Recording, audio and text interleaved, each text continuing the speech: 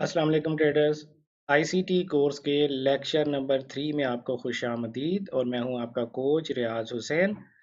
आज के इस लेक्चर में हम पढ़ेंगे स्विंग लेवल्स क्या होते हैं, चार्ट पर किस तरह के दिखाई देते हैं, फेयर वैल्यू गैप किसे कहते हैं, चार्ट पर कैसे आइडेंटिफाई करेंगे, डीसी एंड सीबी यानी buy side imbalance, sell side inefficiency या sell side imbalance and buy side inefficiency.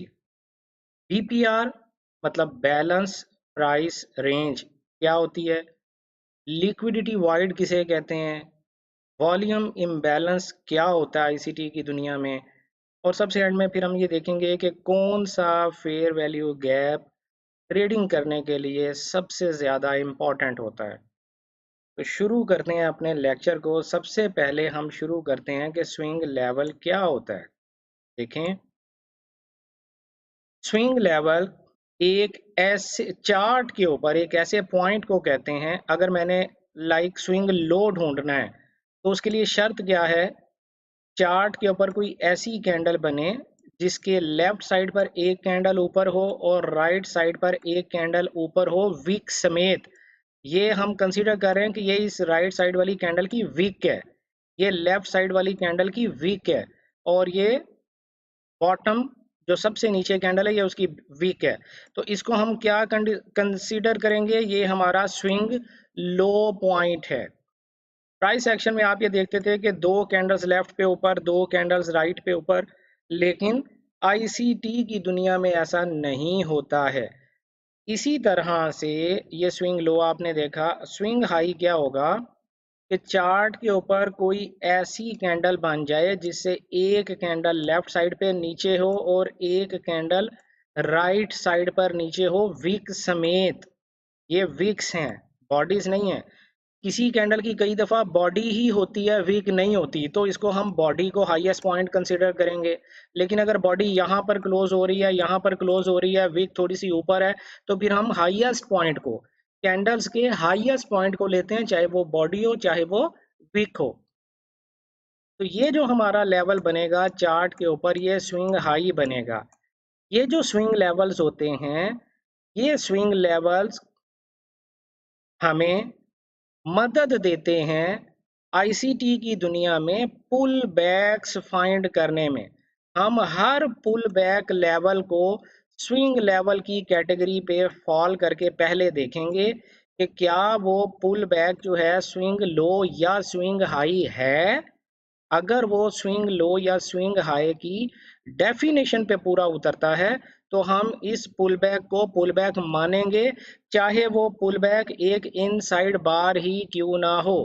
मतलब प्राइस ऊपर जा रही है और इस वाली लेग में हम ये कंसीडर करते हैं कि एक बड़ी सी कैंडल है, उसके अंदर प्राइस ने ये इस तरह से छोटी छोटी कैंडल्स कुछ बनानी शुरू कर दी। तो क्या ये स्विंग हाई बन गया? जी ये स्विंग हाई बन गया, बेशक ये इस बड़ी सी कैंडल के अंदर है, बट फिर भी ये स्विंग हाई है। बिल्कुल इसी तरह से यहाँ पर एक कैंडल ऊपर की तरफ बन गई, तो क्या ये स्विंग लो पॉइंट है? क्योंकि इसके एक राइट साइड पर भी कैंडल ऊपर है, एक लेफ्ट साइड पर भी कैंडल ऊपर है। क्या ये स्विंग लो पॉइंट है? जी बिल्कुल, ये एक वैलिड स्विंग लो पॉइंट है, क्योंकि मैं आपको पहले लेक्चर में भी ये बात बता चुका हूँ बड़ी तफसील के साथ कि आईसीटी की दुनिया में कोई कैंडल इनसाइड बार नहीं होती। आईसीटी अपने रूल्स को देखता है, अगर उसके रूल के ऊपर कोई कैंडल फिट हो रही है तो भले वो इनसाइड बार ही क्यों ना हो, आईसीटी उसको कंसीडर करता है, उस पर अपनी ट्रेड एंट्रीज को प्लान भी करता है। ठीक है, उम्मीद है कि आपको स्विंग लेवल्स जो हैं वो अच्छे से समझ आ गए हैं। अब हम जाकर देखते हैं जनाब, फेयर वैल्यू गैप क्या होता है। देखें, फेयर वैल्यू गैप, प्राइस ऊपर जा रही है, ऊपर जाते जाते प्राइस ने क्या किया कि पहली कैंडल का जो हाईएस्ट पॉइंट है वो, और तीसरी कैंडल का, ये तीसरी कैंडल है ये वाली, तीसरी कैंडल का लोएस्ट पॉइंट, ये वीक भी हो सकती है, ये बॉडी भी हो सकता है, ये वीक भी हो सकती है, बॉडी भी हो सकता है। अगर पहली और तीसरी कैंडल के दरमियान गैप है, बीच में सिर्फ दूसरी कैंडल की बॉडी है और कुछ भी नहीं है, इसको हम फेयर वैल्यू गैप कहते हैं। ठीक है, अगर यहां पर जाते जाते प्राइस कुछ इस तरह से करे, अब यहां पर आप देखें पहली और तीसरी कैंडल के दरमियान कोई गैप नहीं है, तो यहां पर ये हमारा फेयर वैल्यू गैप कंसीडर नहीं होगा। लाइक वाइज अगर आप सेल में जा रहे हैं, सेल में जाते जाते पहली कैंडल का लो और तीसरी कैंडल का हाईएस्ट पॉइंट, अगर इनके दरमियान कोई गैप है तो इसे हम फेयर वैल्यू गैप कहते हैं।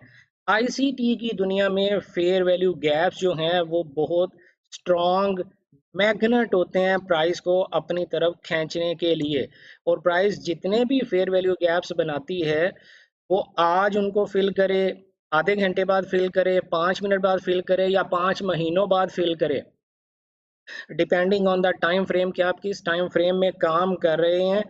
उन तमाम सिचुएशंस को देखते हुए ये फेयर वैल्यू गैप ने लाजमी फिल होना है। ये स्ट्रॉन्गेस्ट आईसीटी की दुनिया में स्ट्रॉन्गेस्ट मैग्नेट्स होते हैं प्राइस को अपनी तरफ खींचने के लिए। जितने बड़े टाइम फ्रेम का फेयर वैल्यू गैप होगा उतना स्ट्रॉन्ग होगा, जितने छोटे टाइम फ्रेम का फेयर वैल्यू गैप होगा उतना वीक होगा। ठीक है, तो फेयर वैल्यू गैप में सॉरी, फेयर वैल्यू गैप में एक्चुअली होता क्या है कि प्राइस सिर्फ एक साइड की डिलीवरी कर रही होती है।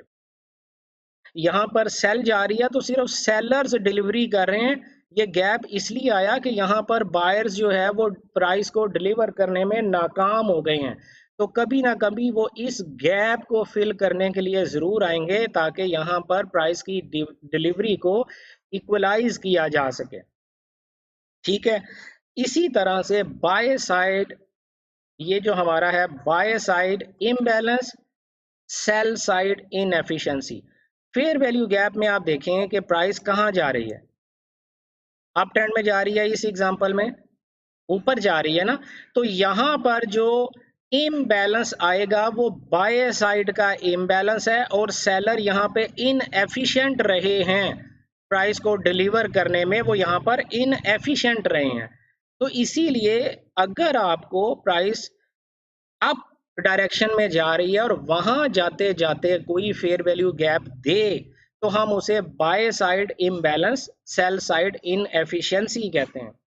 इसी तरह से cell side imbalance, buy side inefficiency हमेशा डाउन ट्रेंड में होगी, यानी डाउनवर्ड डायरेक्शन में जब प्राइस, ट्रेंड कोई सा भी हो, प्राइस अगर डाउनवर्ड डायरेक्शन में मूव कर रही है और कोई सी 3 कैंडल्स के दरमियान अगर गैप आ गया फेयर वैल्यू गैप, तो इस फेयर वैल्यू गैप को हम पर्टिकुलरली सेल साइड इम्बैलेंस कहते हैं कि सेल साइड इम्बैलेंस है और बाय साइड इनएफिशिएंसी है, यानी यहाँ पर सिर्फ और सिर्फ सेलर्स जो हैं वो हावी रहे और बायर्स इनएफिशिएंट रहे प्राइस को डिलीवर करने में। ठीक है, इसीलिए यहाँ पे सेलर्स का इम्बैलेंस पैदा हो गया, उन्हें यहाँ पर बायर्स मिल ही नहीं रहे, तो कभी ना कभी प्राइस यहाँ पर जरूर आएगी। नेक्स्ट जो आपका टॉपिक है बीपीआर वाला, ये बड़ा इंटरेस्टिंग टॉपिक है, बहुत ज़बरदस्त टॉपिक है, और इस पर जो ट्रेड्स प्लान होती है आप यकीन करें वो बहुत ज़बरदस्त प्लान होती हैं। ये प्राइस ऊपर जा रही है फेयर वैल्यू गैप बनाते बनाते, अचानक प्राइस ने क्या किया, प्राइस ने यहाँ पर इस साइड पर भी एक फेयर वैल्यू गैप बना दिया। मैं इसका कलर अब वाइट कर देता हूँ। आप ये देखें कि प्राइस ने इस साइड पर भी फेयर वैल्यू गैप बना दिया। ये फेयर वैल्यू गैप है ना, यहाँ से ये पहली कैंडल का लो और तीसरी कैंडल का हाई, ये fair value gap sell side का बन गया और ये fair value gap by side का बन गया। जब स्क्रीन के ऊपर आपको एक ही पॉइंट के ऊपर बाय साइड का भी फेयर वैल्यू गैप मिल जाए और सेल साइड का भी फेयर वैल्यू गैप मिल जाए और इन दोनों फेयर वैल्यू गैप में कुछ ना कुछ पोर्शन आपस में कॉमन जरूर हो, तो इसको हम बीपीआर यानी बैलेंस प्राइस रेंज कहते हैं کہ پرائس نے اپنے آپ کو امیڈیٹلی بیلنس کیا اور بیلنس کر کے دوسری سائیڈ کی ان ایفیشنسی کریٹ کر دی. اب دیکھیں لاجیکل ہے یہاں پر آپ کریں گے کیا. آپ سب سے پہلے میں آپ کو یہ بتاتا چلوں یہاں پر آپ کیا کریں گے, ان دونوں فیئر ویلیو گیپس کا جتنا حصہ آپس میں کمبائن ہے, کامن ہے, صرف اتنے حصے کو آپ اپنا بی پی آر بنا لیں گے, بیلنس پرائس رینج بنا لیں گے. یہاں پر پرائس ہمیں بتاتی جا رہی ہے کہ جناب فیئر ویلیو گیپس جو ہیں وہ اپ سائڈ کے آ رہے ہیں, اس کا مطلب ہے بڑا اسٹرانگلی پرائس اوپر جانا چاہ رہی ہے. لیکن ایک دم کیا ہوا, پرائس نے سیل سائڈ کا امبیلنس بنا دیا, فیئر ویلیو گیپ بنا دیا. اٹ مینز یہ جو فیئر ویلیو گیپ تھا یہ کہیں نہ کہیں فیک تھا, اور اصل فیئر ویلیو گیپ اب اس ڈائریکشن میں جو آیا ہے پرائس اس کو لازمی رسپیکٹ کرے گی اور نیچے گرے گی. Ignore this fear value gap, یہ جتنے فیئر ویلیو گیپ ہیں ان سب کو اگنور کر دیں. سیل سائڈ کا فیئر ویلیو گیپ بن گیا ہے. اگر ان فیئر ویلیو گیپس میں جان ہوتی تو سیلر کیسے فیئر ویلیو گیپ بنانے میں کامیاب ہوتے. تو اگر سیلر فیئر ویلیو گیپ بنانے میں کامیاب ہو گئے ہیں اس کا مطلب ہے کہ ناؤ سیلرز آر ہیوی. آپ کو مزید کچھ بھی نہیں ڈھونڈنا ہوتا, آپ نے اس B P R balance price range میں پرائس کے انٹر ہونے کا انتظار کرنا ہے, پھر وہاں پہ آپ نے کوئی انٹری ریزن دیکھنی ہے جو ہم آگے جا کر پڑھیں گے. وہ انٹری ریزنز دیکھتے ہوئے آپ اپنی ٹریڈ پلان کریں گے, یا سمپلی اس کے سٹارٹ یا مڈل میں سے آپ انٹری پلان کر سکتے ہیں اور ہائی کے اوپر اپنا سٹاپ لاس رکھتے ہوئے 1 to 1.5 کے ساتھ آپ اپنی ٹریڈ انٹری کو پلان کر سکتے ہیں. ایسے بھی کر سکتے ہیں. تو بی پی آر کو میں نے آپ کو بتایا صرف اتنی رینج آپ کی بی پی آر مارک ہوتی ہے جو دونوں سائیڈ کے فیئر ویلیو گیپس میں کامن ہو. یہاں والا فیئر ویلیو گیپ تو تھوڑا بڑا تھا نا, اوپر تک جا رہا ہے, لیکن ہم نے اوپر والے پورشن کو اگنور کیا ہے, یہاں تک لیا ہے. ادھر والا فیئر ویلیو گیپ تھوڑا نیچے تک جا رہا ہے, ہم نے اسے بھی اگنور کیا ہے, اور کامن ایریا جو ان دونوں میں تھا ہم نے صرف اس کو ہم نے جو ہے وہ اپنے لیے پوائنٹ آف انٹرسٹ بنایا اور ہم وہاں سے انٹری پلان کریں گے. اس کے علاوہ لیکوڈیٹی وائڈ کیا ہوتا ہے, والیوم امبیلنس کیا ہوتا ہے, ہم ان چیزوں کو دیکھتے ہیں. میں یہ ذرا ریموو کر لوں.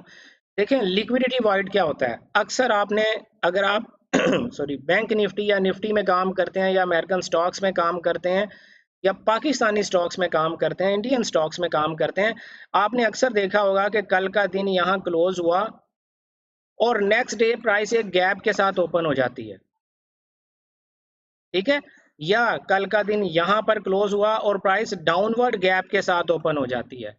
تو یہ جو گیپ ہوتا ہے کل کی کلوزنگ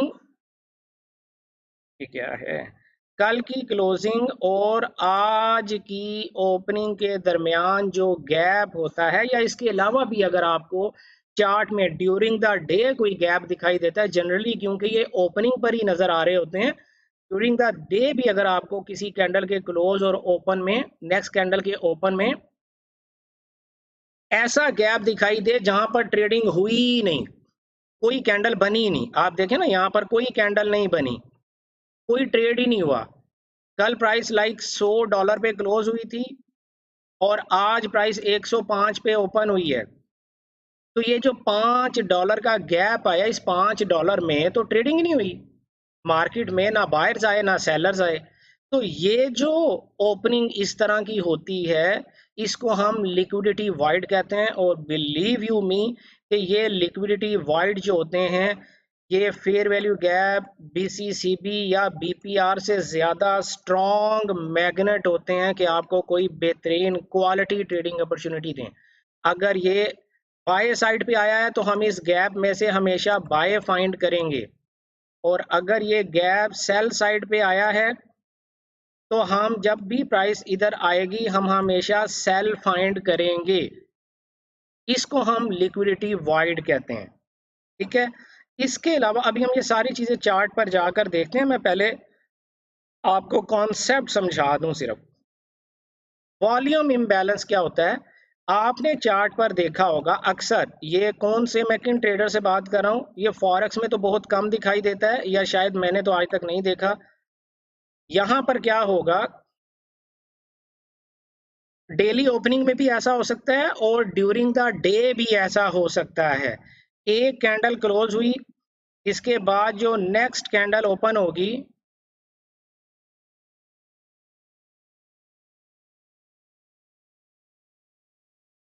आप ये देखें कि इस कैंडल के क्लोज और इस कैंडल के ओपन होने के दरमियान ये जो गैप है, यहाँ पर ये जो गैप है, इस गैप को, हालांकि विक्स में आपस में कोई गैप नहीं है, देखें ये बॉडी तो नीचे आई है ना, कोई फेयर वैल्यू गैप इसके अंदर नहीं है, किसी किस्म का फेयर वैल्यू गैप नहीं है, लिक्विडिटी वाइड नहीं है, यानी यहाँ पर यहाँ तक ट्रेडिंग हुई है और यहाँ पर यहाँ तक ट्रेडिंग हुई है, तो इन बिटवीन तो यहाँ पर कोई फेयर वैल्यू गैप नहीं है ना, कोई लिक्विडिटी वाइड नहीं है।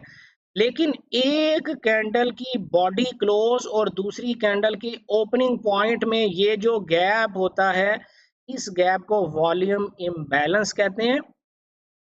और ये वॉल्यूम इम्बैलेंस भी आपके लिए फेयर वैल्यू गैप की तरह ही काम करता है। आपने यहाँ पर भी अपनी ट्रेड एंट्री को प्लान करना है, जिस डायरेक्शन में ये वॉल्यूम इम्बैलेंस बना है उसी डायरेक्शन में आप ट्रेड को एंटिसिपेट करेंगे, उसी डायरेक्शन में आप ट्रेड को प्लान करेंगे। ठीक है, तो ये वो हमारे टॉपिक से। और कौन सा फेयर वैल्यू गैप ज़्यादा इंपॉर्टेंट है, वो एक लाइन में उसका आंसर है कि भाई देखें, वो फेयर वैल्यू गैप सबसे ज़्यादा इम्पॉर्टेंट होता है जो किसी ब्रेकर ब्लॉक के साथ कम्बिनेशन में आए। जब हमने ब्रेकर ब्लॉक पढ़ा था तो मैंने आपको बताया था कि अगर ब्रेकर ब्लॉक किसी फेयर वैल्यू गैप में आ रहा है तो बहुत हाई क्वालिटी ट्रेडिंग सेटअप बन जाता है, क्योंकि ये ओवरलैपिंग पीडी अरे बन जाता है। फेयर वैल्यू गैप इटसेल्फ एक पीडी अरे है, और जो ऑर्डर ब्लॉक है आपका, जो मिटिगेशन ब्लॉक है, जो ब्रेकर ब्लॉक है, जो रिजेक्शन ब्लॉक है, ये सारे भी आपके पीडी अरेज के पार्ट हैं। तो वो फेयर वैल्यू गैप बहुत बहुत बहुत ज़्यादा इंपॉर्टेंट है, जो किसी ना किसी ऑर्डर ब्लॉक, मिटिगेशन ब्लॉक या ब्रेकर ब्लॉक के साथ कम्बिनेशन में चार्ट के ऊपर एक ही जगह दिखाई दे। हमने लेक्चर नंबर 2 में इसको डिटेल से पढ़ा था। तो ये फेयर वैल्यू गैप आपके लिए बहुत ज़्यादा इम्पॉर्टेंट है। अब हम बारी बारी इन चीज़ों को चार्ट पर जाकर देखते हैं। सबसे पहले हम स्विंग लेवल्स देखते हैं। आप ये देखें कि क्या ये हमारे लिए एक वैलिड स्विंग लेवल है, स्विंग हाई है। बिल्कुल है, एक कैंडल इससे नीचे क्लोज हुई, एक इधर नीचे क्लोज हुई। अब बड़ा इंटरेस्टिंग पॉइंट है, ये जो रेड कैंडल है, क्या ये स्विंग पॉइंट है? हालांकि ये एक इनसाइड बार कैंडल है, ये जो रेड कैंडल है ये एक इनसाइड बार कैंडल है। आप ये देखें, ये इस ग्रीन कैंडल के अंदर बनी है, ये इस ग्रीन कैंडल के अंदर बनी है, ठीक है।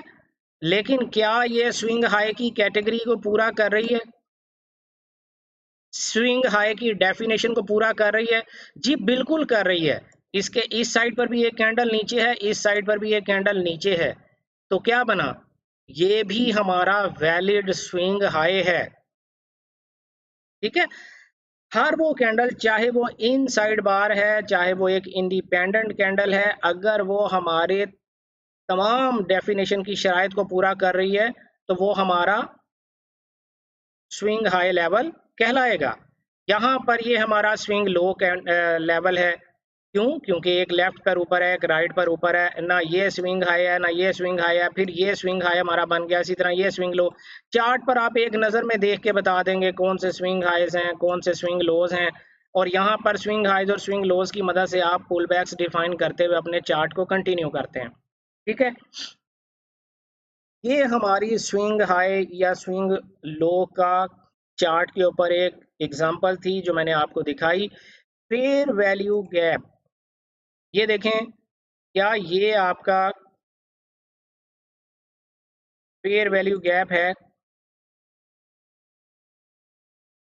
ये पहली कैंडल है, बीच में सिर्फ बॉडी है दूसरी कैंडल की, और तीसरी कैंडल यहाँ टॉप पे क्लोज हुई है। तो ये हमारा फेयर वैल्यू गैप है, ये फेयर वैल्यू गैप भी है और bye side imbalance and cell side inefficiency भी है। यानी यहाँ पर बायर्स को बाय साइड का इम्बैलेंस मिला, क्यों मिला? क्योंकि सेलर्स वहां पर अवेलेबल ही नहीं थे। तो सेलर्स की इनएफिशिएंसी की वजह से यहाँ पर बायर्स को एक फेयर वैल्यू गैप मिल गया। तो हम इसे फेयर वैल्यू गैप भी कहेंगे, क्योंकि ये प्राइस ऊपर जाते हुए बना है, इसलिए ये बीसी है, यानी बायर साइड का इम्बैलेंस है, सेल साइड का इम्बैलेंस नहीं है। ये बीसी है क्योंकि प्राइस ऊपर जा रही थी। बिल्कुल इसी तरह इसके बराबर में आप ये देखें, यहां से यहां तक ये सेल साइड का इम्बैलेंस है। यहां इस कैंडल पहली और तीसरी कैंडल के दरमियान आप देखें सिर्फ बॉडी है, यहाँ पर सेलर्स को इम्बैलेंस मिल गया बायर्स की तरफ से। क्यों? क्योंकि बायर्स की इनएफिशिएंसी की वजह से यहाँ पर ट्रेडिंग साइकिल कंप्लीट नहीं हो सका। तो इसीलिए ये buyer side sell side imbalance है और बायर साइड की इनएफिशिएंसी है। फेयर वैल्यू गैप्स की और एग्जांपल आपको दिखाता हूँ, ये देखें, ये भी आपका फेयर वैल्यू गैप है। और इसके अलावा यहाँ से ये दो कैंडल्स, ये ऊपर वाली ग्रीन कैंडल और ये रेड कैंडल, ये भी आपका सॉरी फेयर वैल्यू गैप भी है, सेल साइड इम्बैलेंस और बाय साइड की इनएफिशिएंसी भी है। यहाँ पर आपको चलते चलते एक बात दिखाई दे रही है, ये देखें, ये सेल साइड का इम्बैलेंस है, बाय साइड की इनएफिशिएंसी, ये बाय साइड का इम्बैलेंस है, सेल साइड की इनएफिशिएंसी। इन दोनों फेयर वैल्यू गैप्स में कुछ पोर्शन कंबाइन आपको दिखाई दे रहा है जी, कंबाइन दिखाई दे रहा है। तो मुझे जब ये कुछ पोर्शन कंबाइन चार्ट पे दिखाई दिया, मैं इसको मार्क कर लूंगा। और ये जो कंबाइंड फेयर वैल्यू गैप्स, यानी लेफ्ट साइड पे भी मुझे फेयर वैल्यू गैप मिला जब प्राइस ऊपर जा रही थी, राइट साइड पे जब प्राइस नीचे गिरी फिर मुझे फेयर वैल्यू गैप मिला। तो ये जो कंबाइंड पोर्शन है ये हमारा बीपीआर यानी बैलेंस प्राइस रेंज कहलाता है। और मैंने आपको ये कहा, जब कभी प्राइस चलते चलते बीपीआर बना देती है, जिस डायरेक्शन का फेयर वैल्यू गैप बाद में बना है, सेल डायरेक्शन का फेयर वैल्यू गैप बाद में बना है ना, तो अब प्राइस के उसी डायरेक्शन में कंटिन्यू करने के चांसेस बहुत ज्यादा हो गए हैं, क्योंकि बायर्स ने यहां पर स्ट्रॉन्ग शो ऑफ किया कि हम तो बड़े स्ट्रांग हैं, देखो कितना जबरदस्त हमने फेयर वैल्यू गैप दिया है, प्राइस ऊपर जा रही है। लेकिन सेलर्स ने कहा नहीं भाई, तुमने ये फेक मूव दी है, असल प्रेशर तो सेल का है। तो सेलर्स ने भी यहाँ पर फेयर वैल्यू गैप दिया, तो ये फेयर वैल्यू गैप निगेट हो जाएगा, इसकी इंपॉर्टेंस जीरो। अब इस फेयर वैल्यू, क्योंकि ये फेयर वैल्यू गैप इस फेयर वैल्यू गैप को खा गया, पुली इसको कवर कर दिया ना कवर भी कर दिया, उसकी इंपॉर्टेंस भी खत्म कर दी। अब हमें इस डायरेक्शन में अपनी ट्रेड ढूंढनी है, ठीक है। पीपीआर भी आपने चार्ट पर देख लिया, sell side imbalance, buy side inefficiency भी आपने देख ली, buy side imbalance, sell side inefficiency भी आपने देख ली, स्विंग लेवल भी आपने देख लिया। अब हम ये जाकर देखते हैं कि लिक्विडिटी वाइड क्या होता है। लिक्विडिटी वाइड देखने के लिए हमें या तो किसी स्टॉक में जाना पड़ेगा या निफ्टी या बैंक निफ्टी में जाना पड़ेगा। निफ्टी या बैंक निफ्टी में हम डेली के कैंडल पे चले गए, आप ये देखें, यहाँ पर ये डेली की कैंडल यहाँ क्लोज हुई थी और उससे नेक्स्ट डेली की कैंडल यहाँ पर नहीं, इनफैक्ट यहाँ पर जाकर ओपन हुई और फिर सेल में आके बंद हो गई। तो ये जो आपको गैप दिखाई दिया, ये लिक्विडिटी वाइड है। इस कैंडल के टॉप और इस कैंडल के बॉटम पर आपको जो गैप दिखाई दिया, ये लिक्विडिटी वाइड है। कल की कैंडल का क्लोज और आज की कैंडल के ओपन में अगर कोई गैप है, देखें ये स्टॉक्स में आपको जगह जगह दिखाई देते हैं, जगह जगह दिखाई देते हैं। तो ये जो गैप्स हैं, ये बिलीव यू मी, ये बहुत ज्यादा स्ट्रॉन्ग मैग्नेट होते हैं प्राइस को अपनी तरफ खींचने के लिए। और जिस डायरेक्शन में ये गैप बना है, 90%, या मैं परसेंटेज नहीं लेता, majority of the time price उसी डायरेक्शन में कंटिन्यू करेगी। जगह जगह ये देखें, ये गैप्स बन रहे हैं, यहाँ से लेके यहाँ तक भी ये गैप बना। हालांकि प्राइस यहाँ पर ओपन हुई है, गैप बहुत ज़्यादा है, लेकिन हम सिर्फ उस एरिया को ले लेते हैं जो वेकेंट है, जहाँ पर प्राइस दोबारा डिलीवरी नहीं कर सकी। यहाँ पर ये देखें, यहाँ पर भी ये लिक्विडिटी वाइड बन गया। यहाँ पर भी जिस डायरेक्शन में लिक्विडिटी वाइड बनता है, मैंने आपको कहा majority of the time price के लिए ये ज़रूरी है कि वो उसी डायरेक्शन में कंटिन्यू करे। ये तो लिक्विडिटी वाइड था। प्राइस जब इस डायरेक्शन में आती है, इस लिक्विडिटी वाइड में आती है, तो यहाँ से आप उसी डायरेक्शन की ट्रेड फाइंड करेंगे। लकीली यहाँ पर चलते चलते हमें वॉल्यूम इम्बैलेंस भी मिल गया।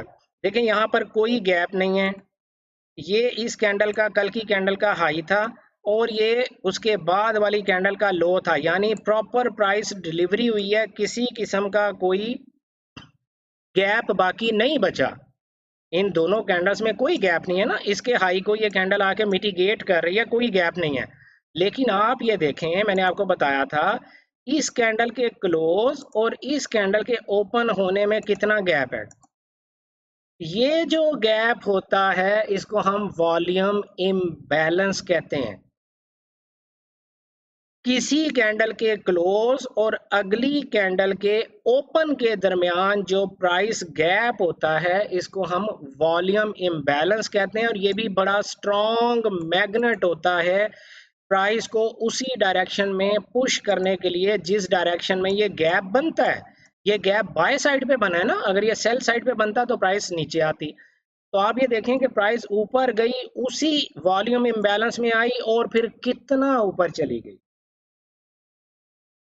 तो ये जो फेयर वैल्यू गैप्स हैं, बाय साइड इम्बैलेंस है, सेल साइड इनएफिशिएंसी है, सेल साइड इम्बैलेंस है, बाय साइड इनएफिशिएंसी है, बैलेंस प्राइस रेंज है, लिक्विडिटी वाइड है, या वॉल्यूम इम्बैलेंस है, आप यकीन करें अगर आप सिर्फ इन्हीं पे ग्रिप कर लें तो आपको पूरा आईसीटी कोर्स करने की ज़रूरत नहीं है। ये बहुत स्ट्रॉन्ग मैग्नेट होते हैं प्राइस को अपनी तरफ अट्रैक्ट करने के लिए और फिर उसी डायरेक्शन में पुश करने के लिए जिस डायरेक्शन में ये गैप्स बनते हैं, उसी डायरेक्शन में प्राइस को पुश करते हैं मोस्ट ऑफ द टाइम। हर दफ़ा ऐसा होगा ये ज़रूरी नहीं है। तो ये हमारा आज का लेक्चर नंबर 3 था आईसीटी का। उम्मीद है आपको सारी बातें अच्छे से समझ आ गई हैं, क्योंकि इसमें कोई भी रॉकेट साइंस नहीं है, कोई मिस्ट्रीज नहीं है, कोई आपको यहाँ पर फैंटेसी क्रिएट करके नहीं दिखाई गई। आपको रियल टाइम चार्ट पर क्या काम हो रहा है सिर्फ वो आपको करके दिखाया गया है। अब आप जब अच्छे से प्रैक्टिस करेंगे आपके क्वेश्चंस अराइज होंगे, उनको नोट करें। हम नेक्स्ट जूम मीटिंग में इंशाल्लाह ताला आपके क्वेश्चंस लेंगे। तब तक के लिए अपना ढेर सारा ख्याल रखिएगा। अल्लाह हाफिज़।